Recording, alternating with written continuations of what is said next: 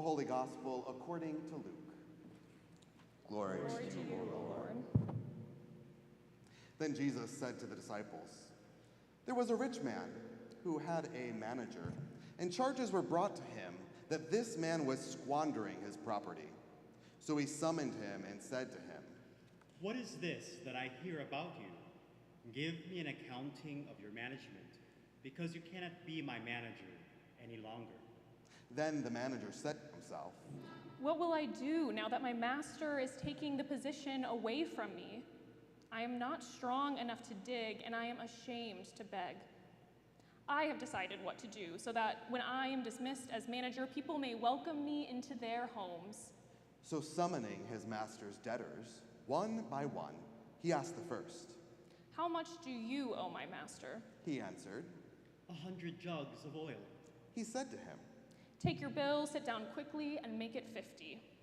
Then he asked another. 'And how much do you owe?' And he replied. 100 containers of wheat.' He said to him.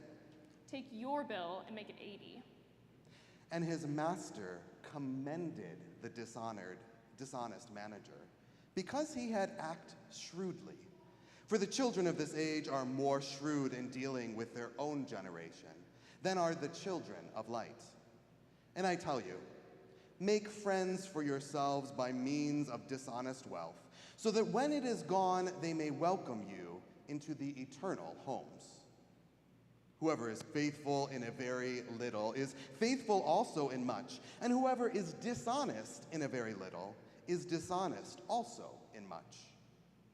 If then you have been faithful with a little, if then you have not been faithful with the dishonest wealth, who will entrust you to the true riches? And if you have not been faithful with what belongs to another, who will give you what is your own? No slave can serve two masters, for a slave will either hate the one and love the other, or be devoted to one and despise the other. You cannot serve God and wealth." This is the gospel of the Lord. Praise to you, O Christ.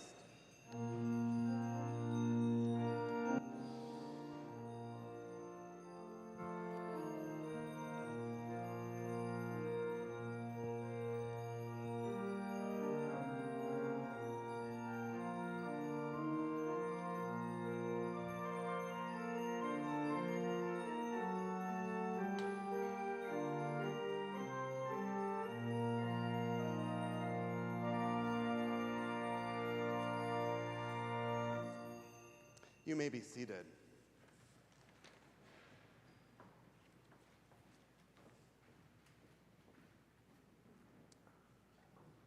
Well, friends, today's parable is one of the strangest that we will read all year long. Scholars, people way smarter than I am, have called this the most difficult parable, or the most confusing parable, or even the most frustrating of all of Jesus's parables.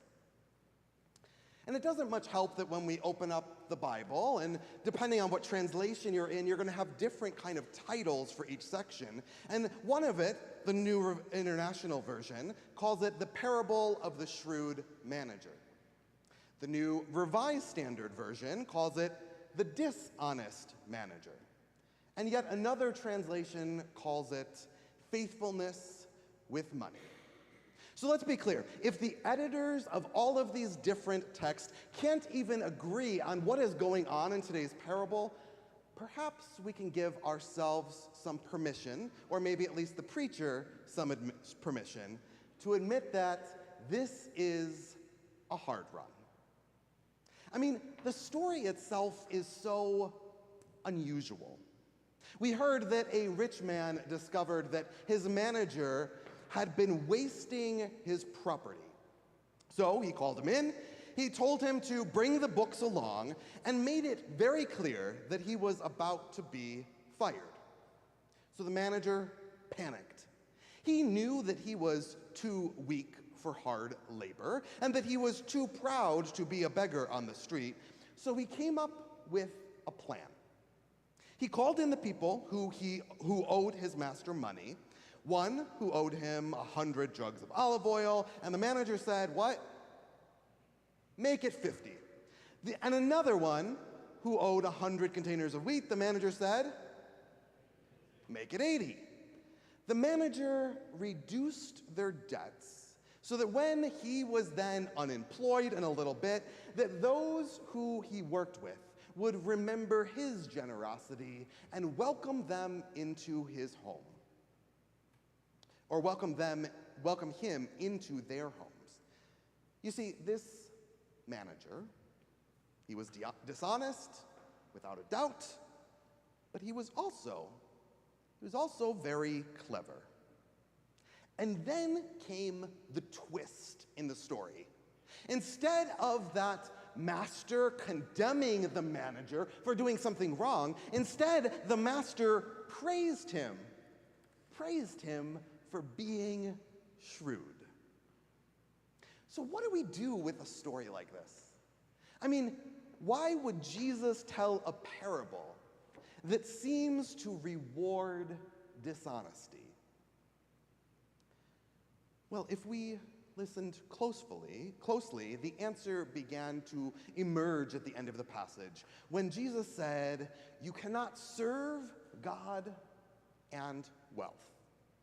Now, this word translated as wealth, I actually don't particularly like it, because when we bring it from the Greek, what we translated here as wealth is also translated as mammon. Has anybody heard mammon before? Okay, a few people. It's old school, right? We're going back. And you see, this mammon idea was more than just wealth or money, but instead in Aramaic, which was the language in which Jesus spoke, this word mammon carried the sense of wealth as a master, wealth as a force, wealth that demanded loyalty. You see, by the 1st century, mammon was understood to almost be like a god. And that is why Jesus said, you cannot serve both God and wealth, or, to translate it a little bit better, I think, you cannot serve God and mammon. You see, in this statement, Jesus just wasn't talking about being greedy. Jesus was naming a choice of allegiance. You see, this mammon essence, this is the personification of wealth and all that is kind of beginning to rule. Jesus is saying that under the power of the living God, you can either live with God's abundance and grace and love, or you can live under the power of wealth that is personified as mammon. And the thing is you could say, well, mammon, that's an old word. This is just probably related 2,000 years ago. That's not our thing. But you see, this isn't just a question of the ancient world. You know, today, mammon also carries many masks. You see, behind those masks, we sometimes call mammon the market, like it has a way of living in its own. Or how about sometimes we call it the economy, like it can live and breathe on its own. Or sometimes we call it financial security. You see, all of these things are just masking the essence of what mammon is. And none of these things are bad in and of themselves. But you see, when they become the measure of our worth, or the master of our lives that we are chasing after, what ends up happening is that these things, they enslave us. We start to believe the lie that our value comes from our bank account, or that our future is secured only by our savings, or that what we own, what we have, what we claim, that all of that is what defines us. And you see, all of these things, this is mammon at work. Is that kind of making sense? A little bit? Okay. I got like 2 head nods, and that's good enough for me to keep going, right? So, the thing is, if you didn't understand the mammon thing, or you're already thinking about your shopping list at the grocery store later today, let me bring you back. Because let's think about Luke's gospel, right? That's what we're working our way through here this year. And we see the same pattern throughout all of Luke's gospel. I mean, remember, in Jesus' very first sermon, the one that's shown right up here in our stained glass window, we see that Jesus declared good news to the poor, right? He said release to the captives. He said freedom to the oppressed. And then even Jesus, Mary's mother, Jesus' mother, Mary, she also sang a song called the Magnificat, which proclaimed that God lifts up the lowly and fills the hungry with good things. You see, then Jesus, after being taught this song by Mary, after proclaiming a release to the captives in his very first sermon, then Jesus goes on in Luke's gospel to bless the poor and the hungry. He told the rich man to sell his possessions and give it all away to the poor. He said it was easier for a camel to go through the eye of a needle than for a wealthy person to enter the reign of God. You see, Luke does not soften this message throughout the entire book. Rather, what Luke is reminding us is that wealth can be a dangerous master when mammon is at work. And so what Jesus did today is Jesus was pointing to a different type of economy. God's economy. An economy where mercy is valued over money, where relationships are more important than rules. And so I want to be really clear here today. This parable that we hear is not about choosing God over mammon, as if God's place in our lives is up for grabs, that we have some kind of choice in the matter, but rather the uncomfortable reality is that God has already chosen you, whether you like it or not. God already loves you. God has already named you as God's beloved child. God has already invited you into this economy of grace, whether you like it or not. So the question for us today is not, will we choose God? No. God has already chosen us. But rather, the question for us is, because God has already chosen us, how might we respond to that chosenness? For instead, you see, we are freed by our God, free to forgive debts, free to respond, free to restore relationships, free to live generously, not because we have to, but rather because we have the opportunity to reflect that chosenness that we've already been given, to choose relationship instead of rules. You see, in Lutheran language, we are freed from selfishness and death and the power of mammon indeed, and instead we are freed for loving service to our neighbors. And that's kind of what this strange parable reveals. It shows us that what God's reign looks like, even when it really does not make economic sense, mammon. When debts are reduced, when relationships are stored, when mercy comes before money, well, that is all the glimpses of God's economy. You see, it may look so weird to the world, but you see, it is the strength of God's love found in a different economy. And because we are freed, we are called to then put that love before ledgers in very tangible ways. And so we have to remind ourselves that Jesus' teachings don't just remain some kind of abstract thing that we can think about for 10 or 12 minutes or 15, depending on how long I go, and then we go off to brunch and we move on with our life. But rather, these teachings, they are bringing us deep into today and what is going on now. For it takes shape in our lives and in our community and in ways that we stand with our neighbors. And that's why today you might have seen in your bulletin, there's a lot of inserts, but the one I'm talking about is the shorter of the two.